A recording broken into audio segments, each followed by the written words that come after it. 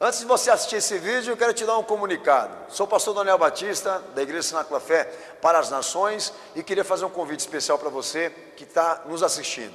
Passa pelo nosso site, horadaverdade.com, site oficial da nossa igreja, onde nós vamos ter um encontro marcado ali todas as quintas-feiras, às 8 da noite, e aos domingos, 7 da noite, nos nossos cultos ao vivo. Nosso ministério com compromisso de transmitir todo o conteúdo desse culto para a edificação do teu coração. Horadaverdade.com, vou ficar muito feliz de te conhecer, de poder estar junto com você, com certeza, num só corpo, numa só fé, num só amor ao nosso Senhor e Salvador Jesus Cristo. Um beijo, um abraço, te vejo lá.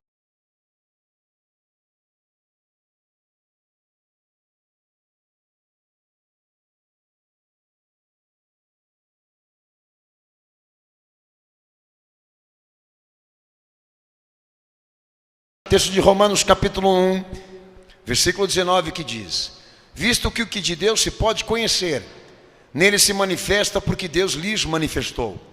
Pois os atributos invisíveis de Deus, desde a criação do mundo, tanto o seu eterno poder como sua divindade, se estendem e claramente se veem pelas coisas que foram criadas, de modo que eles são inexcusáveis.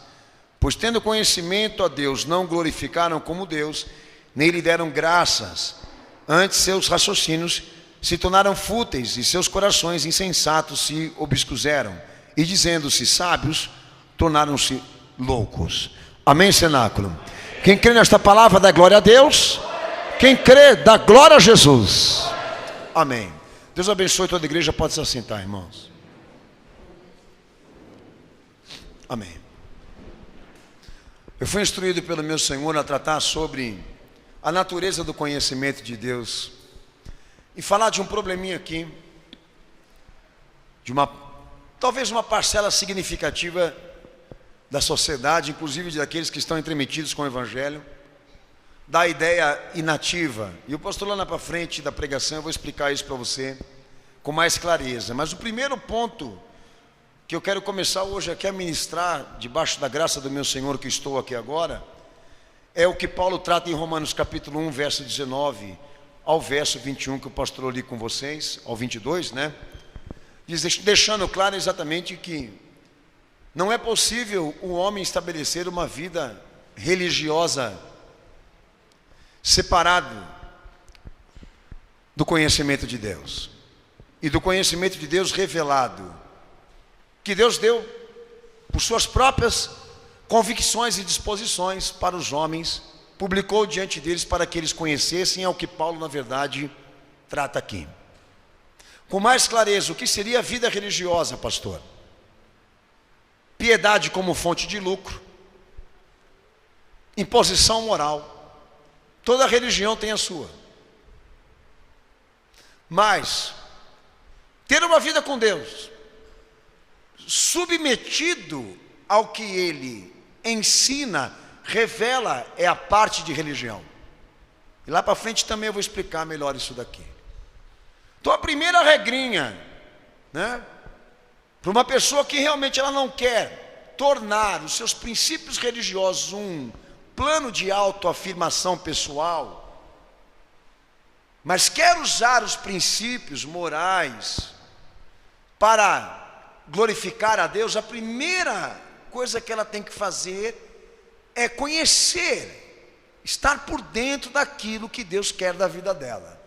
Porque tem muita coisa que eu pensava lá fora e acreditava ser importante para mim, que vendo para Cristo, vindo para Ele, conhecendo o que Ele queria da minha vida, logo percebi que não tinha utilidade nenhuma.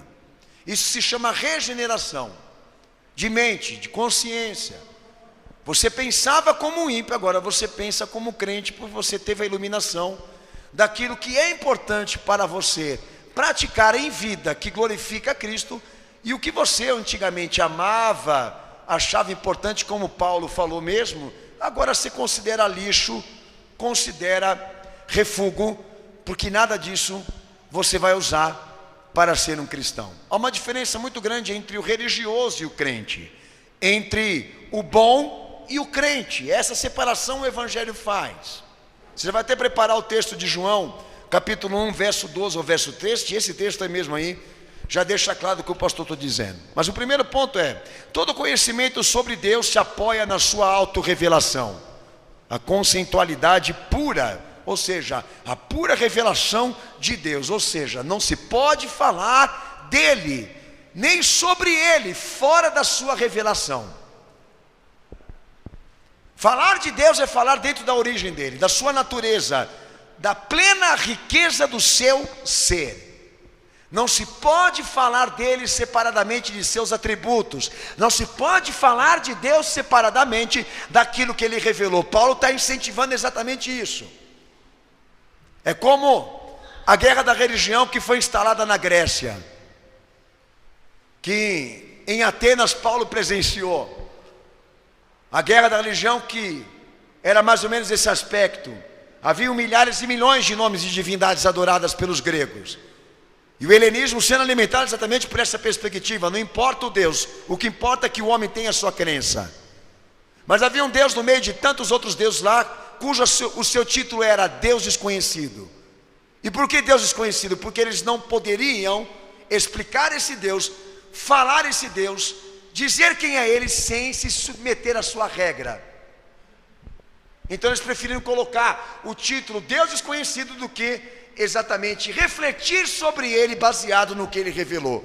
Isso tudo está em Romanos 1, que ele está combatendo aí de maneira explícita, profunda, o caráter, a natureza, a origem, a raiz da religião, tá? Uma rota de morte, de fuga, que o final disso tudo é o ateísmo, o sincretismo, a banalidade.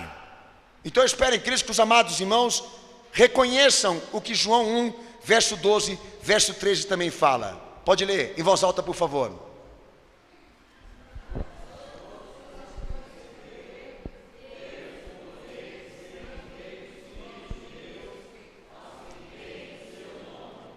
Amém.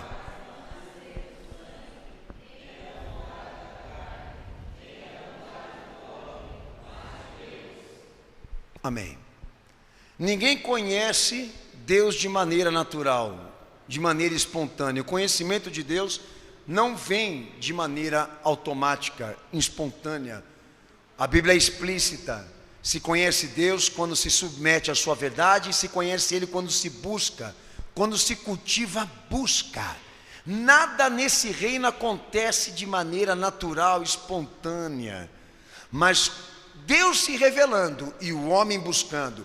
Assim como não se forma uma comunidade de crentes de maneira espontânea, porque eles não estão sendo estabelecidos de ordem natural, são filhos regenerados, são filhos constituídos a partir de Cristo, não de uma mãe biológica. Olha como que o Evangelho faz separação do que é natural, do que é criação, mas do povo de Deus. O povo de Deus é uma coisa diferente, a igreja é uma coisa diferente, porque a sua natureza é puramente espiritual. Ela foi erguida, ela foi instituída, ela foi introduzida a partir de uma experiência com Ele, reveladora, pura, genuína, verdadeira, poderosa, que o mundo não pode compreender, só vai compreender quem é crente. Então nada é espontâneo. Para Deus instituir igreja na terra, Ele precisou dar um filho para esse preço ser pago, para este acontecimento ser possível. E o conhecimento de Deus não é diferente, não tem seleção natural. Quer dizer o seguinte: não é porque você é ser humano que Deus é obrigado a lhe dar conhecimento, e porque você é bom, Deus é obrigado a lhe dar conhecimento. O conhecimento de Deus, o que Ele é, o que Ele pode, o que Ele quer, só virá na medida em que você for um crente. Pois tudo aquilo que Ele preparou para desvendar, para revelar, só é usufruto daquele que tem na fé, daquele que é crente. Já o indivíduo natural, comum, normal, sociedade, organização humana, transição histórica, é um lado separado, completamente distinto, separado, impedido, encoberto por realidades pecaminosas. E uma delas é essa, a religião, que os homens tendem exatamente a dizer que ela nutre, que ela supre a necessidade, simplesmente por ser uma crença num Deus específico. Mas o Evangelho, a palavra de Deus em si, ela já não entende assim e nem aceita esse tipo de ideia, de que as coisas criadas sejam aceitas como obras de salvação, porque obras de salvação se tratam de pessoas recuperadas, conquistadas, adquiridas por aquele que veio ser Salvador. E tudo que Deus preparou para revelar e desvendar sobre a humanidade só tem um local, um endereço específico: o crente. Quem crê e testifica diz amém. Amém. E outra coisa que Paulo colocou aí: Deus só pode ser conhecido na medida em que Ele se revela. Deus só pode ser conhecido na medida em que Ele acredita que foi a base da revelação especial.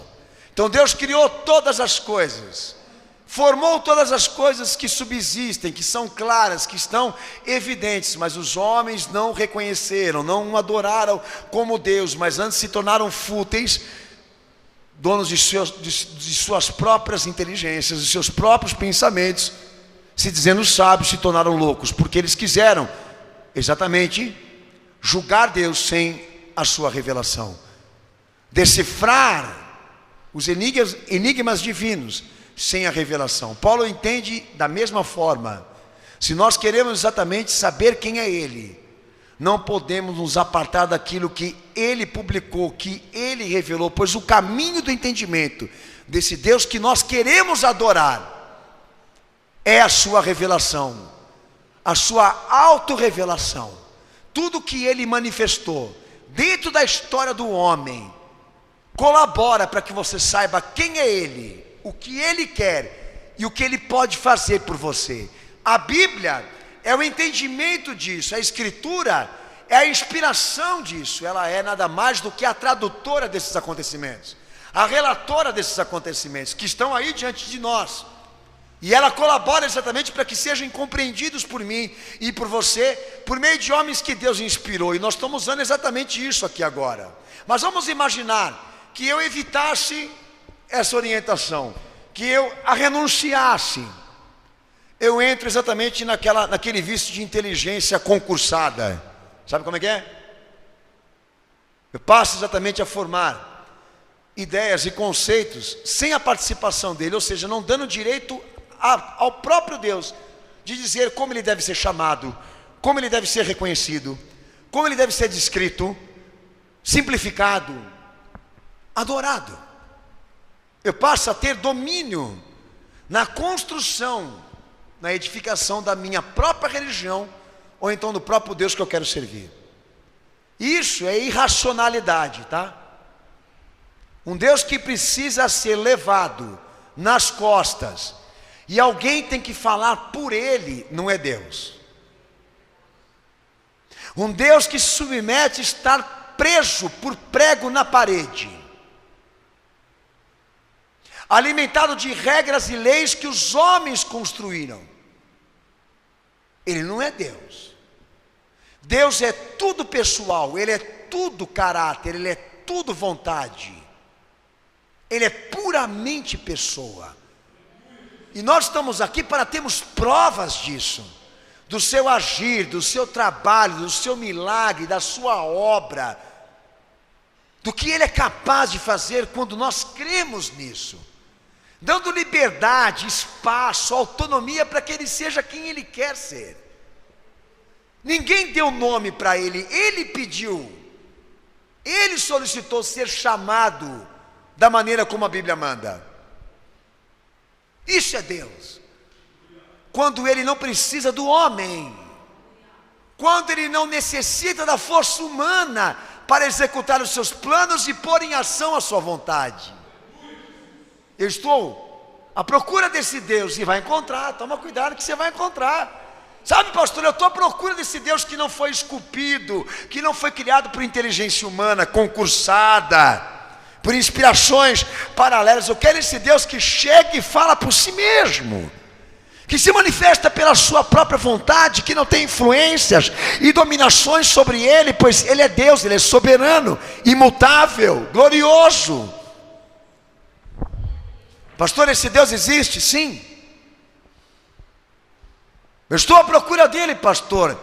Então não o entenda com a mente, o entenda, o compreenda pelo que ele revelou, pelo que ele publicou, pelo que ele criou, e que os homens não podem representar isso, porque são limitados, são muito pequenos perto da sua glória. Amém, Jesus? Amém, Senhor?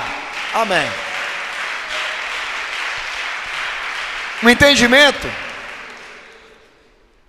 entendimento claro aqui, rápido. Não se nasce ateu.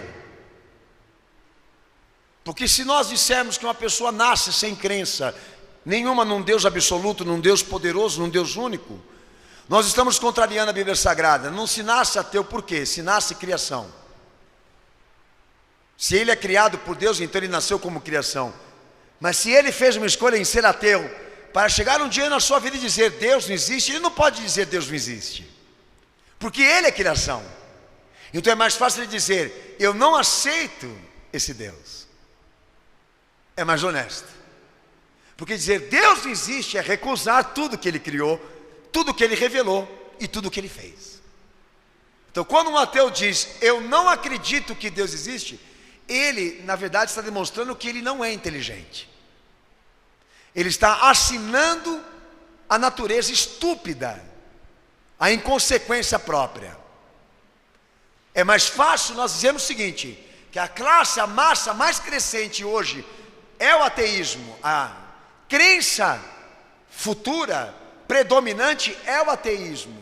E o Apocalipse deixa claro, um ateísmo formado não naquelas pessoas que não tiveram provas de Deus, mas que chegaram na conclusão de que o Deus que existe não as agrada. É que nem essa igreja aqui. Eles não vêm aqui porque eles evitam a gente, eles xingam a gente, eles nos discriminam, eles nos colocam de canto. Não é pela questão de que faltou para eles os sinais e as evidências. Somos do conceito e do mesmo conceito, de que aqueles que saíram daqui, ou vieram aqui e nunca mais quiseram voltar, é porque o que foi dito ou feito aqui não agradou. Não é o que eles procuram. Então no final de toda essa tendência, é esse parecer dos homens exatamente determinarem que Deus não é algo agradável, não é algo convincente, convencional. Parece lá na visão apocalíptica que vai ser predominante. Então, de certa forma, é o que Paulo está dizendo aqui. Se uma sociedade admite não ter crença em um Deus soberano e específico, ela não faz por falta de revelação. Ela faz porque ela não quer se submeter a Ele. Amém. Grava aí, aqui no teu coração, porque é o que exatamente a Bíblia está defendendo para nós aqui agora. Todo conhecimento de Deus está no que Ele cria, no que Ele faz, no que Ele revela. Se nós tomarmos um rumo diferente, tomarmos um curso oposto a servi-lo, nós estamos fazendo isso porque nós não gostamos dele, não porque Ele não se revelou. Texto de 1 Coríntios capítulo 2, versículo 6 e versículo 8. Ou seja, você não é coitado, eu não sou coitado, e ninguém que está lá fora também é coitado. Deus fez de tudo para poder nos trazer, Deus fez de tudo para poder nos convencer, Deus fez de tudo para poder ser adorado por nós. Ele fez de tudo e se revelou, e acredita que o que Ele fez é absoluto, pessoal, na medida certa para sermos crentes. Mas há homens que rejeitaram isso. Mas lê o texto de 1 Coríntios capítulo 2, versículo 6 ao versículo 8 em voz alta, por favor. Pode ler, cenáculo.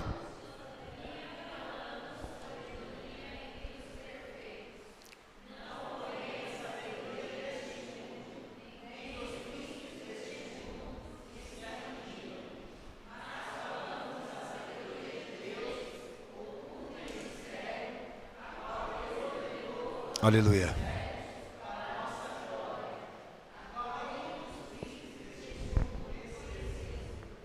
Amém. Amém? Quem entendeu o que o irmão está pregando aí, diz amém. Paulo está deixando aí que qualquer atividade, vida, pensamento, consciência, existência que caminha fora do domínio da revelação especial das Escrituras, do que Deus revelou, quebra a unidade do seu caráter e da sua personalidade. Qualquer coisa humana dentro da vida, dentro da experiência histórica do homem, que foi criada sem o seu caráter, sem a sua personalidade, sem a sua palavra, a Bíblia entende que é a quebra da comunhão. É onde surge a atividade religiosa e a atividade filosófica. O conceito de que sistemas e correntes de pensamentos vieram surgindo ao longo dos tempos, ideias e pensamentos vieram ser introduzidas na era histórica, na era humana, no pensamento das pessoas, mas não presta para nada, não é útil, segundo a palavra de Deus, porque está divorciada, separada da revelação de Deus. Religião, filosofia, segundo a palavra de Deus, é isso daí, é um sistema de pensamento, de intelectualidade, de raciocínio, separado de Deus. Religião é isso, filosofia é isso. Qualquer curso, qualquer atividade que seja puramente idealista, que surge espontaneamente, universalmente da consciência humana. Nós estamos produzindo isso, nós estamos fabricando isso, é intuição, inspiração própria. Deus não está participando disso, Deus não veio por si mesmo dizer, é isso. Eles tomaram a frente para ditar as regras, para falar por Ele, para deixar as ideias em nome dEle. É isso, estão colocando ideias, pensamentos, valores e princípios há séculos aqui nessa terra, que Deus não teve participação nenhuma. Então a Bíblia, ela é enfática, ela é clara, é demoníaca, é satânica, é animal. Qualquer raciocínio humano que não seja inspirado por Deus ou não esteja sustentado pela sua revelação. Se você gosta de prestigiar gente assim, a palavra de Deus não. Se a igreja, ela pensa, se ela prega, se ela expressa, se ela reflete, se ela tem um conteúdo de inteligência, se ela tem uma dinâmica de inteligência, nada do que ela tem aqui é dela. Tudo o Senhor deu pela sua graça, pela sua misericórdia e pela sua revelação. Tudo está alicerçado naquilo que Ele é e naquilo que Ele fez e naquilo que Ele vem fazendo. Aleluia, Senhor. Aleluia, Jesus. E esse pensamento, que eles chamam de argumento ontológico, é o que na verdade, pastor, eu vou tratar a partir de agora. Onde o ser humano, ele nasce a ideia do inativo. Ele nasce com habilidades, ele nasce com percepções, com poderes mentais, com razões, com conhecimentos que Deus já implantou. Ele já nasce com isso. Esse é o pensamento perverso.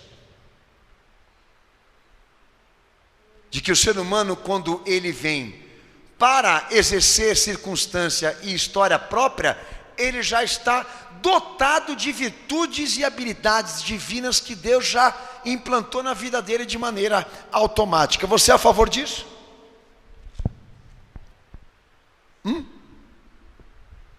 De que nós já nascemos com partículas divinas no nosso pensamento, na nossa alma, que nós nascemos com coisas que Deus implantou dentro de nós e só viemos aqui no Evangelho, em Cristo, para completar essa tarefa.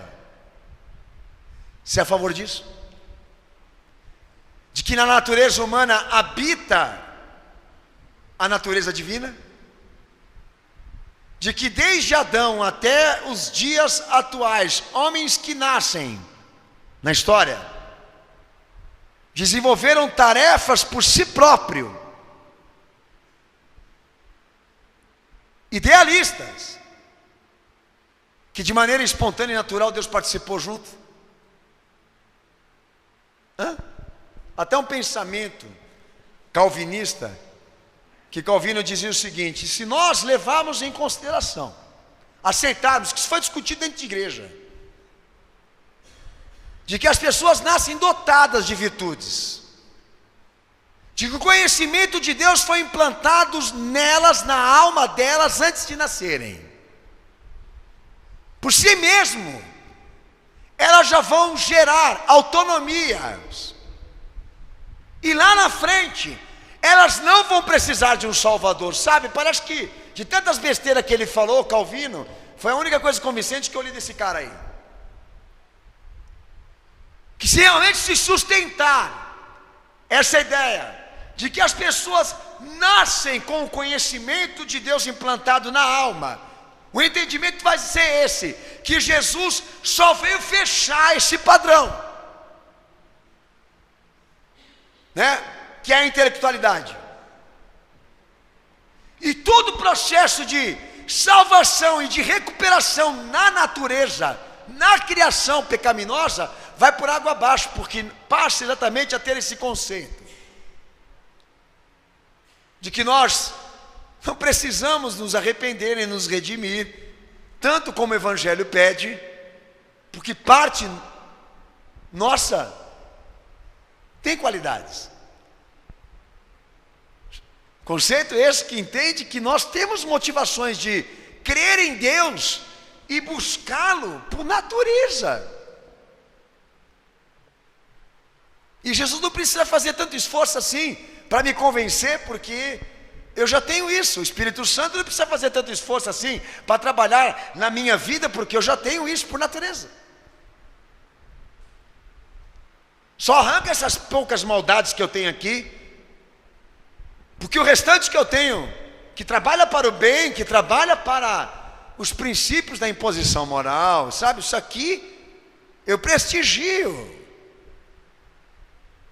Aqui está o lado que eu vou usar para Deus, que eu vou usar até para Cristo, do Daniel predestinado, do Daniel escolhido no ventre da mãe, do Daniel elaborado pelo Espírito Santo, ao mesmo tempo que o pai também fabricava, essa coisa toda. É uma sociedade entre o pai e a mãe biológica e o Espírito Santo, que já estava ali gerando um prometido para Deus. Então, irmãos, isso, à luz do Evangelho, é uma perversidade. Porque nada daquilo que se forma, que se estabelece, que se executa em Cristo, nós temos dignidades para receber, ou direito para receber. Sabe por quê? Porque o Evangelho trabalha com a possibilidade de um Salvador baseado numa fatalidade chamada pecado, separação, depravação universal. Se nós entrarmos no conceito da universalidade, o Evangelho vai dizer para mim: nada que nasce do homem é bom para Deus, nada do que tem nele é agradável ao Senhor, é agradável para Deus ou útil para Ele. Por isso que Ele enviou o seu Filho na terra, para ser a videira, para ser esse poder de vida. E a esperança estava nele e no que Ele ia fazer, porque levando em consideração a natureza, a criação desde Adão, todos nasceram separados, destituídos, quebrados, falidos, reprovados, segundo a ordem da revelação de Deus. Então o homem, a nível de percepção, de categoria mental, de formas de razão, tudo que ele vai produzir, tudo que ele vai criar por conta própria segundo o Evangelho, é ordem corrupta. As tendências são liberais, as tendências são perversas, por mais que esteja ali mascarada por ideias convincentes, as motivações sempre são perversas, sempre são imorais. O mundo é uma prova disso, pelo amor de Deus. Talvez eu esteja até falando dessa parte aqui à toa para você, porque você é um cara inteligente. Olha o mundo agora e procura saber desse mundo e do que ele é feito, do que o curso dele, para onde ele está indo agora. Se o homem criado, se a criação é uma coisa boa, se a criação fosse uma coisa boa, Deus não precisava ter mandado um Salvador para apanhar aqui e morrer pela humanidade, pelo pecado dela. Nós estamos aqui porque nós precisamos da videira, nós estamos aqui porque nós precisamos do Salvador, nós estamos aqui porque precisamos da graça, da ação, da atividade, da manifestação intervençona desse Deus na nossa iniquidade. Eu estou aqui pregando esta palavra porque eu sou crente, ou seja, porque eu admiti nas pisaduras do meu Senhor, no seu sofrimento e na sua dor e no seu sacrifício, a minha libertação, e depositei a minha confiança que eu só vou ser bom se Ele entrar em mim, porque nada do que eu trago comigo, de mãe, de pai, nada que eu trago de berço, nada da onde fui construído, da onde fui educado, da onde eu fui formado, eu uso agora para Cristo. Por isso que o Evangelho é o primeiro princípio ativo da fé. Depois, uma pessoa que recebe a Jesus Cristo, é ela se esvaziar de si mesma e se encher dele, porque vinho novo não se põe em odre velho. Nada do que o homem é feito agrada a Deus. E a esperança da salvação consiste em ele mudar e Cristo prevalecer sobre as suas convicções. Então existem ideias religiosas que foram produzidas por razões paralelas, por pensamentos individualistas e idealistas, que quando o pastor Daniel gravei o DVD Maçonaria Evangélica, uma das coisas que eu tive prazer de ensinar ali foi exatamente as motivações do sistema satânico de ficar proclamando todo esse século ideias que nunca foram comprovadas. O que eles queriam com as ideias não comprovadas? Gerar uma sociedade desiludida. Religião, o fim dela é a desilusão. Deus não honra caminhos que Ele não revelou. Deus não está em caminhos que Ele não revelou. Deus não se manifesta, não se revela. Ele não produz graça e misericórdia em cima de instruções que Ele não deu.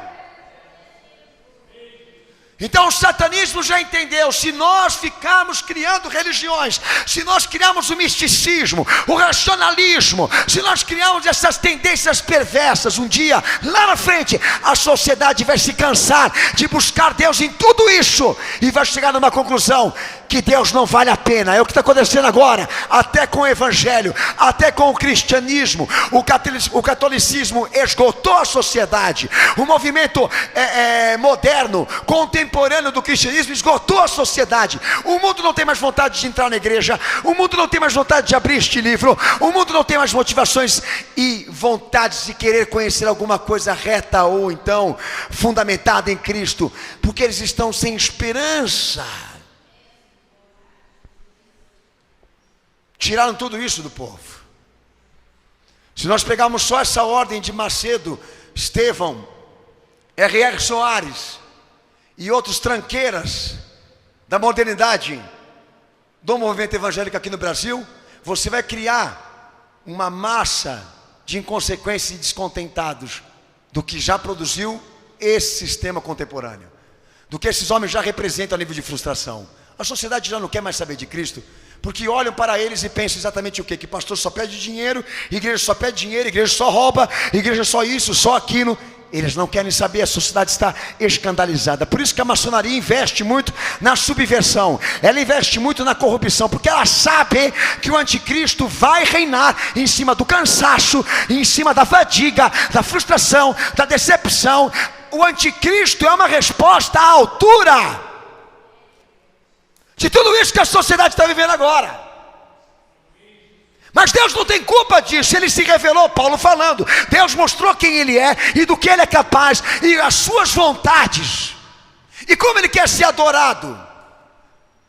Mas porque a sociedade creu no sábio, porque ela admitiu a inteligência concursada, porque ela admitiu a inteligência divorciada da revelação de Deus e achou que o homem era alguma coisa estão agora afundados na banalidade. Nós já não somos pertencentes a essa ordem de que pensa que o homem nasce com partículas divinas. Nós somos dessa ordem, filhos não nascidos do sangue, nem da vontade humana, mas do poder de Cristo, do poder da sua morte e da sua ressurreição. Se você é um crente, você sabe do que eu estou falando aqui agora. Somos marcados por Deus, por acontecimentos que nada nesse mundo vai conseguir tirar de nós. Porque eu sou pregador? Porque essas marcas me trouxeram aqui hoje para falar isso a você. Pois Deus me deu uma capacidade que eu gostaria que você tivesse, de enxergar as coisas que os homens estão querendo tapar de nós, e escolher este mundo ao invés de Cristo. Eu acho que é uma escolha, não é uma escolha religiosa, nem uma escolha filosófica, é estúpida, não pode ser chamado de inteligente. Qualquer um que opine a seguir o mundo e a ciência ao invés de Cristo, não pode se dizer inteligente. Você vai me desculpar, você é muito burro, cara, você é um idiota, pode me processar por isso. Entendeu? Quem tem um olho na terra de cego, não diz o ditado que é rei? Pois é, parece-me que é o que acontece mesmo no meio da sociedade. Quando surge alguém com uma linguagem adequada, com um pensamento e um conhecimento sobre as coisas, logo colocam ele para ser divinizado e adorado como referência. E nós não podemos ser referência por ninguém. Eu não posso me dar o capricho de ser referência a você. Pelo amor de Deus, se eu levar em conta que todo bem que habita em mim veio pelo poder de Cristo, eu não posso ser referência para você. Eu não posso ser visto como boa gente por você. Nem eu vou te querer te ver assim. Somos obras feitas pela mão dele. Então olhemos a ele agora e glorifiquemos o seu santo nome. Ele é a razão disso tudo hoje aqui. Ele é a razão disso tudo, irmãos. Espera no meu Senhor Jesus que você se liberte disso, né? Do pensamento venerado. Se o pastor Daniel pegar esses caras vindo na igreja para se batizar no batismo de João, para o arrependimento, que prepara o batismo com o Espírito Santo e com o fogo de Cristo, e esse pessoal chegar aqui e falar: olha pastor, essa metade pode ir embora, mas essa daqui eu quero que fica. Eu vou falar assim: filho, vai para a Universal. Entendeu? Eu sou da Universal. Sai falando: eu sou da Universal. Porque nós não vamos te admitir como irmão, não. Ser iluminado. Agora, se você disser só há vida em Cristo, e tomar a posse de uma luta pela fé por Ele e uma vida por Ele, opa, seja bem-vindo. Nós temos aqui algumas coisas que vão nos unir aqui como irmãos. Todos nós enxergamos a nossa miséria, a nossa falha, o nosso erro. De outra forma não pode acontecer. 2 Coríntios 4, versículo 5 ao versículo 7. Leia esse texto para o pastor, por favor. 2 Coríntios capítulo 4, verso 5 ao verso 7. Ainda trabalhando esse conceito de ideias inatas, a ideia de virtudes da alma, implantadas por Deus antes de nascer. Leia aí 2 Coríntios 4, versículo 5 ao 7, em voz alta, tá, cenáculo?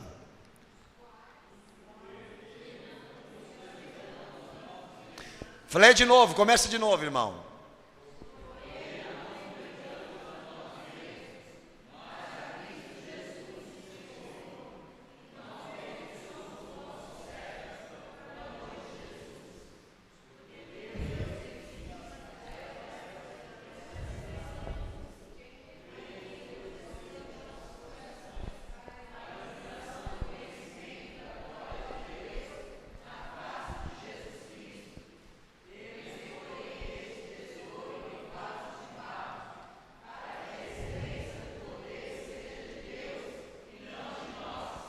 Amém? Amém, Jesus? Amém. Lição: toda a riqueza do conhecimento de Deus habita em vasos de barro, em miseráveis. Nós não temos uma inteligência concursada, nós temos o conhecimento de Deus adquirido. Ele nos deu, nos confiou, mas somos vasos de barro, pelo amor de Deus. Então ninguém pode dizer que crê em Deus por natureza. Ninguém pode dizer, eu creio em Jesus por natureza. Se nós somos crentes porque Ele se revelou, porque Ele se manifestou. Então todo conhecimento de Deus não procede de um sentido próprio, não foi implantado por Deus antes do homem existir, ou seja, na sua alma. Porque se nós levarmos em consideração isso, tudo que o Senhor Jesus sofreu aqui é em vão, e tudo que Ele passou aqui nessa terra não valeu para nada. O Evangelho é um divisor de águas. E o que Ele quer dizer dentro da história humana? Jesus desceu aqui na terra para cumprir o que o homem não foi capaz. Então reconheça isso, miserável. Se Deus fala, Ele fala pela misericórdia. Se Deus opera, Ele opera pela misericórdia. Se Deus usa, Ele usa pela misericórdia. Nada que Ele faz é por mérito. Nada que Ele faz é por mérito. Você que é predestinado, filho de Satanás, Deus tinha um chamado comigo dentro do ventre da minha mãe. Se Deus tinha com você, tinha com todo mundo.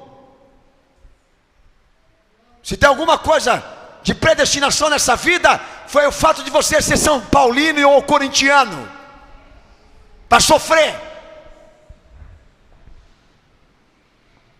O fato de você estar aqui hoje é porque você atendeu, é porque você assumiu essa posição. Nada do que está acontecendo hoje aqui comigo ou com você, nós estamos dentro dessa igreja, foi porque Deus tomou partida especial conosco antes de nós existirmos.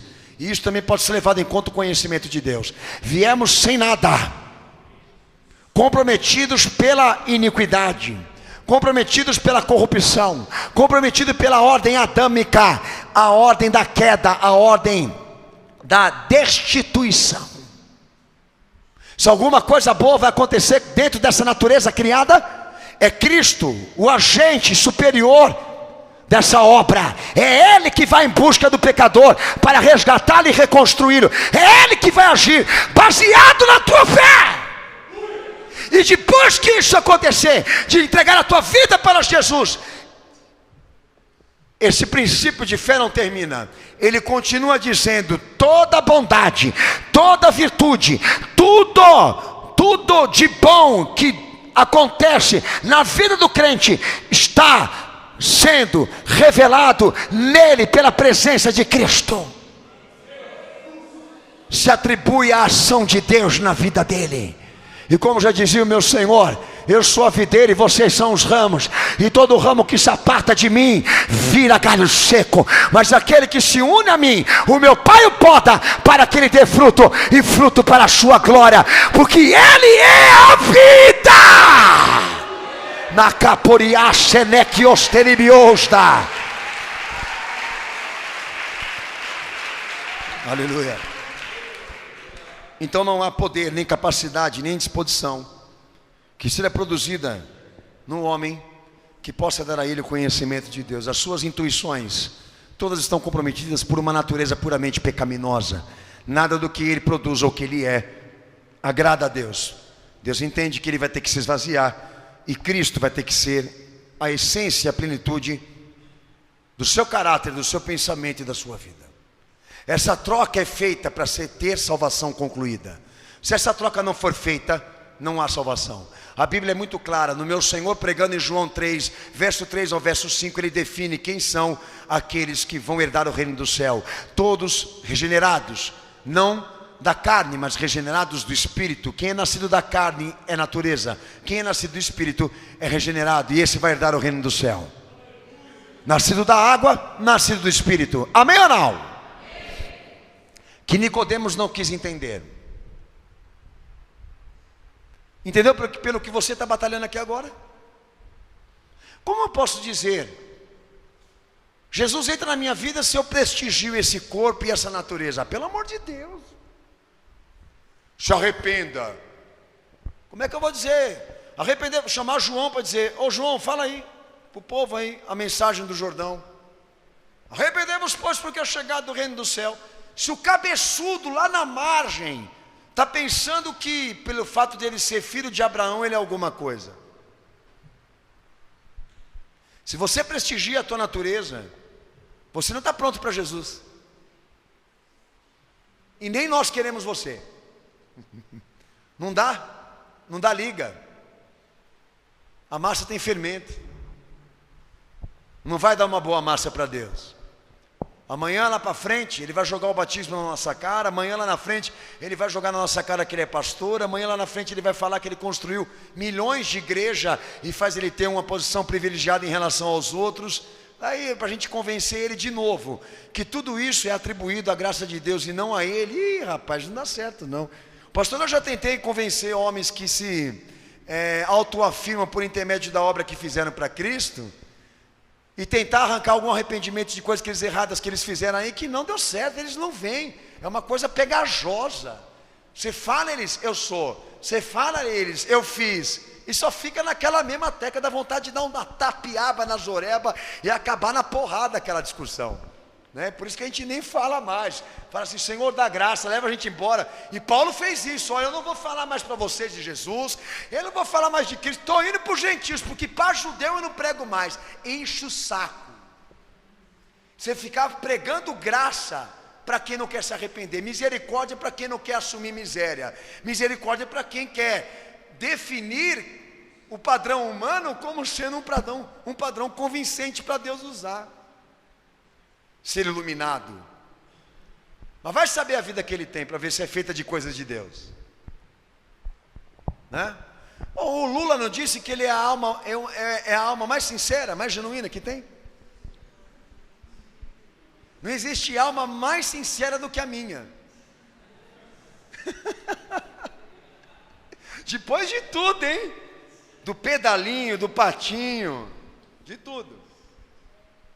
Não tem alma mais sincera do que a minha. Então eu chego nessa conclusão: não adianta a igreja que serve a Cristo na missão de anunciar o evangelho da salvação trabalhar pessoas que têm a ideia inativa, que vêm do pensamento de que elas já nasceram produzindo virtudes, disposições, pensamentos, entendimentos sobre Deus, corretos, que só entraram na igreja para completar e fechar tudo isso.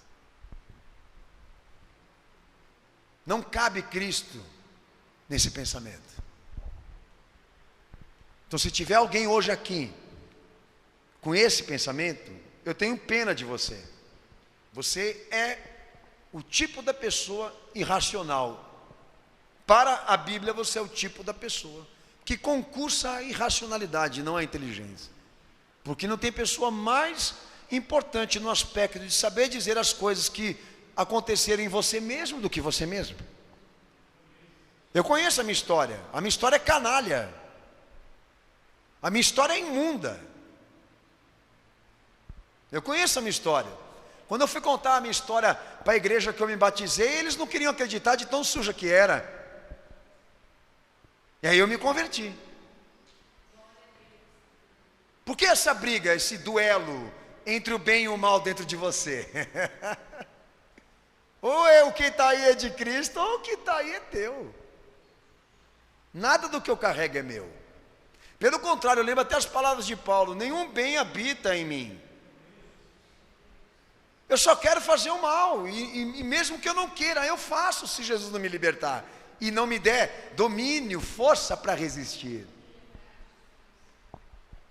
Mas é um pensamento cristão, é um pensamento de crente, de pessoas que não trazem o prestígio, trazem a humilhação diante daquele que pode salvar. Que nem o pastor, eu tenho 23 anos de carreira como pastor, mas o que eu tenho para tirar desses 23 anos? Uma pessoa salva? Não. Pessoa salva eu só vou saber em última instância. Aqui, experiências. mas não salvação. A minha, por enquanto, é pela fé, mas só Deus pode confirmar. Eu não posso me afirmar uma pessoa salva. Posso me afirmar uma pessoa cristã. Salva, Ele vai julgar. E o que eu estou fazendo? Eu estou usando o que Deus me ensinou. Porque eu não quero amanhã, de maneira nenhuma, ficar duelando com Cristo o que eu construí por mérito. Senhor, me perdoe se eu fiz algum dia alguma colocação que deixasse claro isso, de que alguma coisa que eu fiz de bom tem a minha influência, a minha participação, a minha força, a minha intuição, porque eu sei de onde Jesus me tirou, eu sei de onde Ele me arrancou. Quanto mais a igreja se humilha, mais Deus tem vontade de exaltá-la. Quanto mais ela se exalta, mais Deus tem vontade de abatê-la. Meu Senhor dizia, quando você pega e senta no primeiro banco da frente do templo, sem esperar Deus te convidar para esse lugar de honra, Ele manda você sentar lá atrás. Mas se você está sentado lá atrás e sobe da maneira que Ele te chama, aí você é bem-aventurado no reino de Deus. Porque você não está vindo por honra, você está vindo por chamado. Porque Ele está te chamando, não porque você merece. O reino de Deus é isso. Ele foi confiado para pessoas crentes, para pessoas humildes, para pessoas que sabem se humilhar, se contritar, se arrepender, se retratar, se adaptar, se converter, se arrepender diante de Deus. Um reino que foi dado pela misericórdia, pela graça, pelo poder da fé. Não esqueça disso, você precisa dele.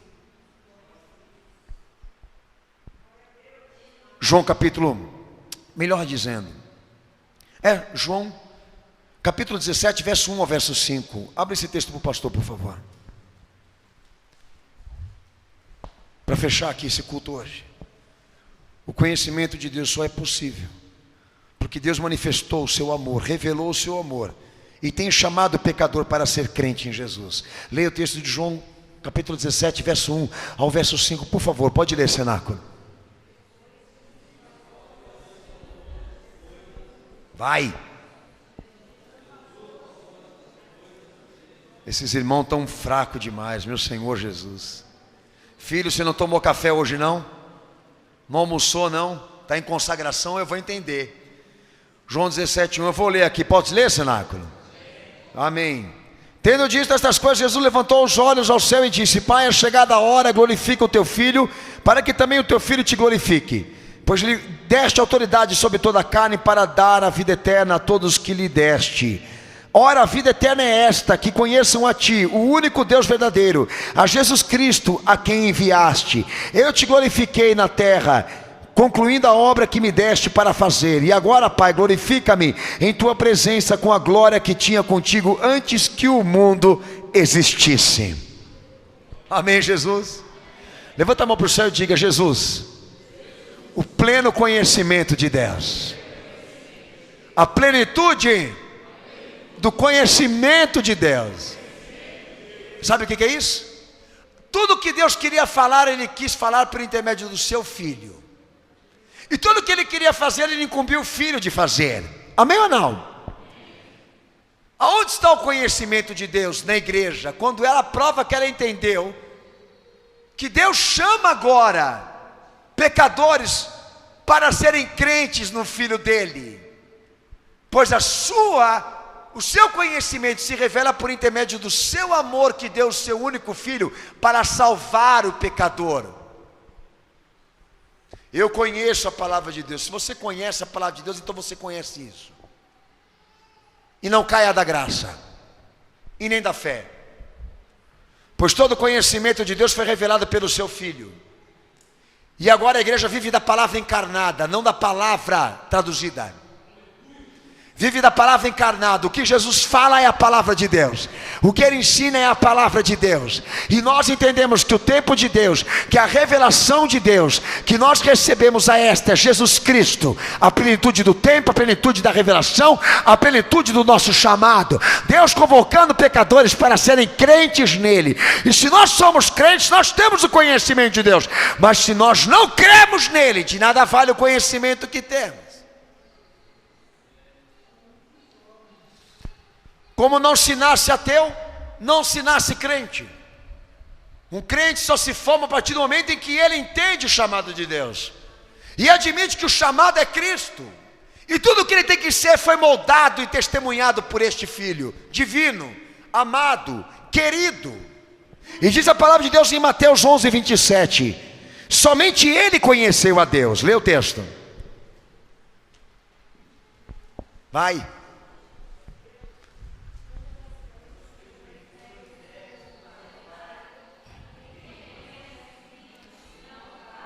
Vai, irmão, lê bem alto esse texto.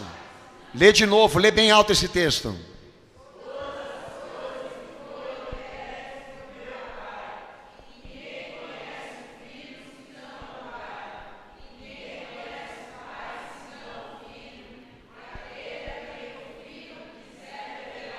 Então o conhecimento não foi implantado na alma antes do homem existir, ele foi revelado.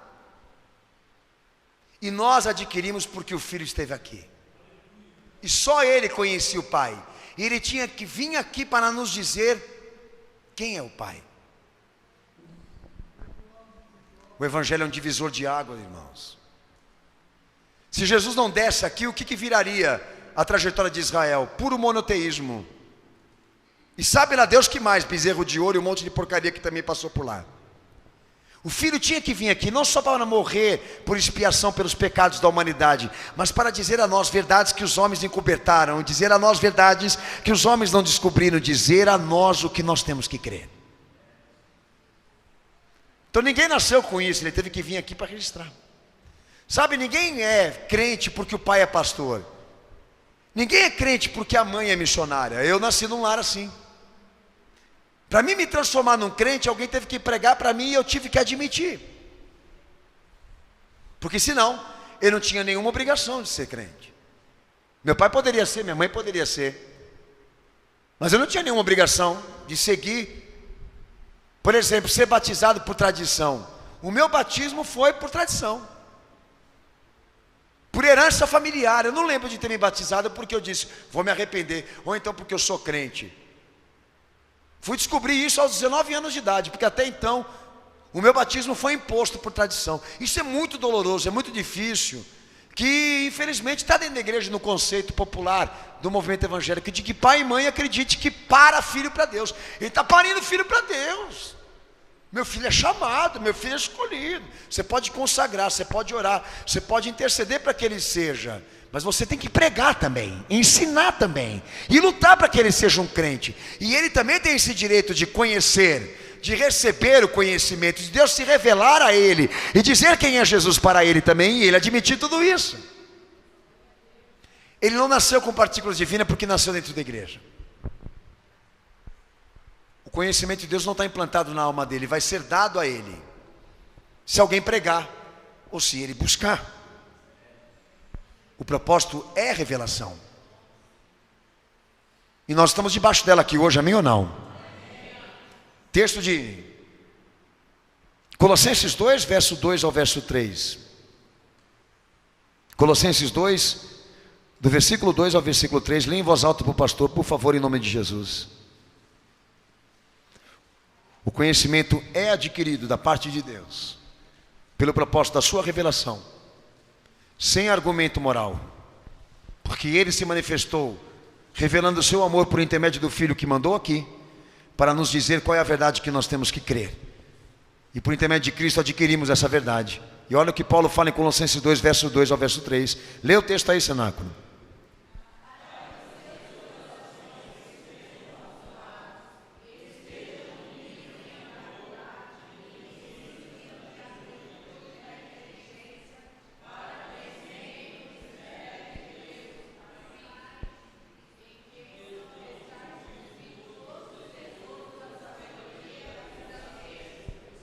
Amém? Todos os tesouros da sabedoria e da ciência de Deus estão escondidos, estão implantados, estão ali depositados em Cristo.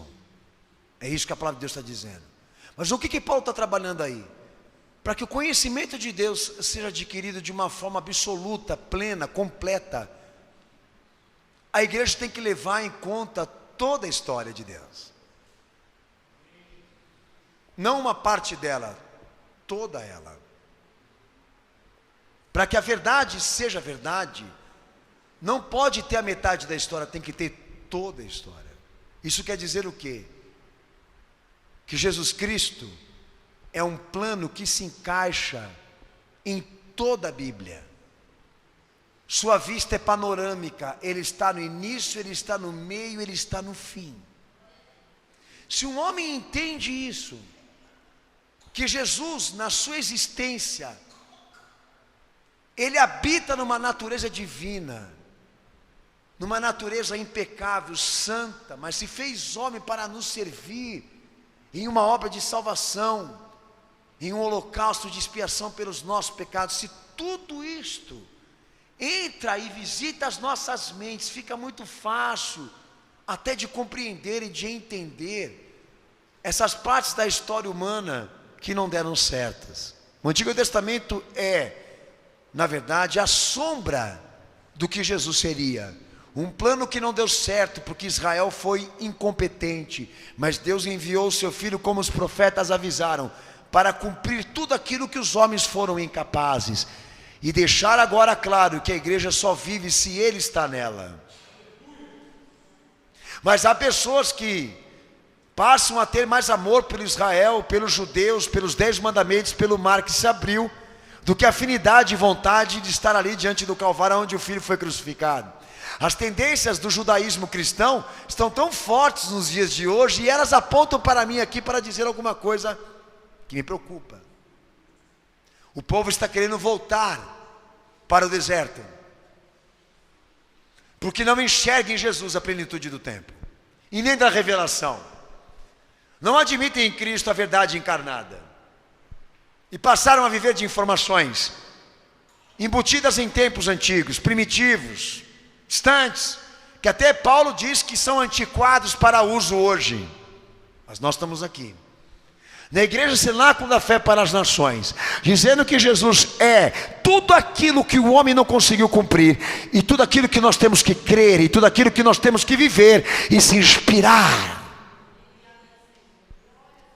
Conhecimento de Deus revelado que nós temos que adquirir agora. E como já disse lá Paulo a Filipenses, tenhais o mesmo espírito que o Senhor, que Cristo teve, que se esvaziou de si mesmo e da sua forma divina, para nos servir e ser obedientes à morte da cruz. Tenhais o mesmo sentimento que Ele. Se esvazie e se encha dele e da causa da cruz. Pois Deus não é um tempo, Ele é todo tempo. Deus não é um espaço, Ele é todo espaço. Deus é toda a ciência, ao ponto de nós sermos limitados para conhecer tudo isso. Mas o mais importante, Ele revelou seu Filho. O maior presente que poderia Deus ter dado à igreja, o seu Filho. E muitos agora estão se distanciando da luz e da iluminação que Deus trouxe a essa terra, para que os homens sejam revelados por isso. Quantos que estão se distanciando da graça, da misericórdia de Deus, da revelação desse Deus, por intermédio do seu Filho, para prestigiar a si mesmo, para acreditar em si mesmo. Quantas pessoas que hoje estão debruçadas nesse pensamento, de que o Evangelho é uma implicância, e não uma salvação, um caminho de libertação, mas uma implicância, um cárcere, que tira das pessoas a liberdade, que confisca delas a felicidade, porque eles entendem que são bons. E é essa corja que o anticristo vai governar. São esses malditos que o anticristo vai reinar, que tomam a vida do Cristo em vão, que tornam a cruz de Cristo uma coisa inútil, desfavorável, imprópria para o mundo moderno, porque acreditam que são alguma coisa. Arrogantes, não aprenderam a lição, não aprenderam com a corrupção, não conseguiram estancar a corrupção, solucionar o mal que está nessa terra, mas continuam arrogantes, achando que podem salvar a si mesmo, achando que o que estão definindo para a sociedade e para as suas vidas, Deus aprova. Um Deus feito no pensamento, um Deus feito no seu próprio coração, um Deus tirado da intuição perversa que governa essa terra, cujos milhões de nomes que ele recebe da sociedade não tem comprovação, não tem existência, não tem testemunho, não tem veracidade. É que nem aquele Jesus de Copacabana, só serve para ser pouso de pomba e mira de bala. Canalhas falam de Deus, mas separado da sua revelação. Quer uma igreja assim? Você quer uma igreja desse jeito? Eu não, e nem o meu Senhor. Que igreja que ele pede hoje no século 21? Uma que lute pela fé, que viva por ele. João 16:13, vou terminar. Sabe, o Espírito Santo foi dispensado do céu como promessa de ascensão. Jesus sobe glorificado, e o Espírito Santo é dispensado de uma missão de dar o conhecimento de Deus somente pela entrega pessoal. O conhecimento de Deus só é pela entrega pessoal a Cristo. Mas lê o que Jesus fala em João 16:13. Pode ler em voz alta.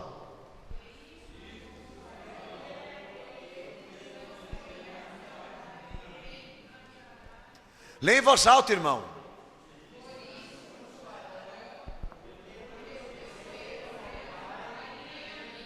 Não, não é isso não. Pastor, estou viajando aqui. Espera que eu conserto já, filho, é nós. O pastor, eu pegar as coisas sem óculos é complicado. Capítulo 16, versículo 13. Mas quando o Espírito da verdade, ele vos guiará em toda a verdade, não falará nada de si mesmo, mas dirá tudo o que tiver ouvido, e vos anunciará o que há de vir, e ele me glorificará, porque há de receber do que é meu, e vou-lo há de anunciar. Quem testifica diz amém. Amém. Quem crê diz amém. Amém. É o meu Senhor dizendo o seguinte: o mundo vive da letra, nós vivemos do poder do Espírito Santo. O conhecimento de Deus só pode ser entregue, dispensado para aqueles que tiveram a sua entrega pessoal com Cristo, porque quem se entregou a Jesus, Deus dará o seu Espírito Santo, para que ensine ele, para que o instrua em toda a verdade que Jesus pregou. Hoje é o maior sinal da igreja, sabe qual? A compreensão das coisas. Tem muita gente que acha que o poder do Espírito Santo é medido pela língua estranha, já pelo meu Senhor não. O Espírito Santo é medido na igreja de acordo com aquilo que ela pensa, e que ela entende, e que ela vive. Sublicanta lablaia pode estar na boca do diabo, chagaragarai pode estar na boca de Satanás, a dancinha do ventre também, e o sapato de fogo também. Mas entendimento, consciência, caráter, obediência, testemunho, integridade, idoneidade, santidade, são atribuições de uma igreja que está inspirada e alicerçada no poder do Espírito Santo. O conhecimento de Deus só pode ser dado para quem é crente, para quem se arrependeu, para quem hoje está cheio do Espírito Santo de Deus. Nós somos esse povo adquirido, que Deus estabeleceu que suas riquezas estariam depositadas em vasos de barro. Povo que assumiu a sua miséria, a sua incompetência, que assumiu a sua depravação, a sua iniquidade, para depositar a sua vida totalmente a Cristo e viver só por Ele. Somos essa geração que Deus formou não do sangue, não do homem, nem da vontade do homem, mas pelo seu poder milagroso, regenerador, que confiou o seu Espírito Santo, para que tudo que se fale aqui dentro dessa igreja e que se ensine aqui, seja dado por Ele e não pelos homens. Como Paulo já dizia, não temos falado de nós mesmos, não temos pregado a palavra dos homens. A nossa pregação consiste no evangelho da cruz. Enquanto os gregos buscam sabedoria, enquanto os judeus buscam sinais, nós pregamos o Cristo crucificado, que para a sociedade não é glória, mas para nós é o poder de Deus.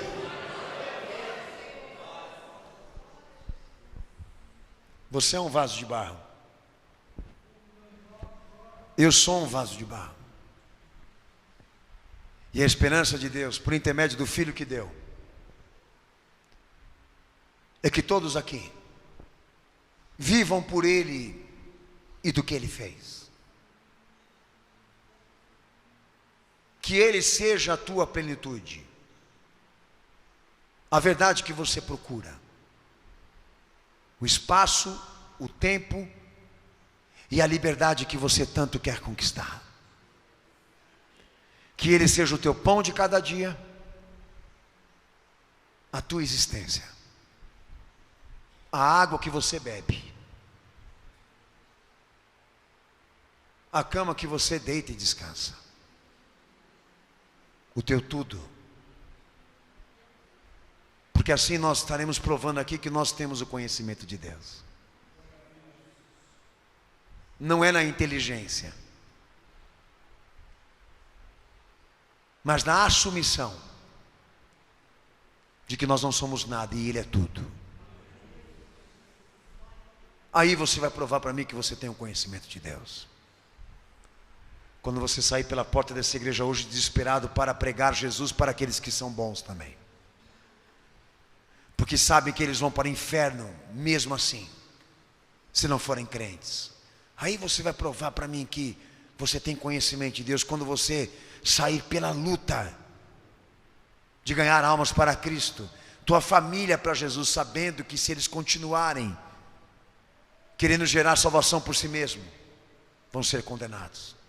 Quando eu vejo a igreja não pregando, o povo não se interessando por isso, eu falo: então eles não têm o conhecimento de Deus, ou ignoram isso, porque se tivessem, estariam lutando pelas suas almas hoje aqui também. Está lutando pela tua alma? Está lutando para reverter o teu estado natural? Mudou o que é natural para cristão? Quebrou a ordem? A modificou? Ou não? Ou ainda tem alguma parte aí dentro de você que você traz lá de fora? Da mãe, do pai, da genética. Mude isso. Lute pela fé. Lute para ganhá-lo, para conquistá-lo, para amá-lo, para ouvi-lo, sem desobedecer. E você terá o Deus celestial. E poderá participar das suas bênçãos também. Não esqueça, miserável, que galho aqui não tem sucesso. O homem aqui não pode nada sem Cristo. Abaixa tua cabeça e fecha teus olhos.